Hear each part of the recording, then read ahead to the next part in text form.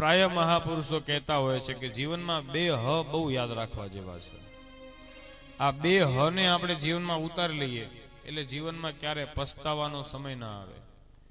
એ બે હ ને આપણે જીવનમાં વણી લેવા જોઈએ. એક હ હાય અને બીજો હ છે હક. જીવનમાં ક્યારેય કોઈના હકનું અને કોઈની હાય ન લેવી. જીવનમાં ક્યારેય પસ્તાવાનો સમય નહીં આવે મહારાજ.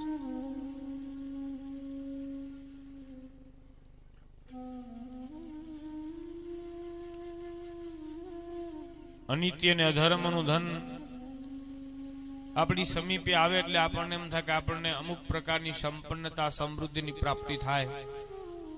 પરંતુ એ અનિતિના ધન દ્વારા જે આપણી બુદ્ધિ ઉપર, એ અનિતિ અધર્મના અન્ન દ્વારા આપણી બુદ્ધિ ઉપર જે એનો પ્રભાવ પડે છે, એનું પરિણામ અત્યંત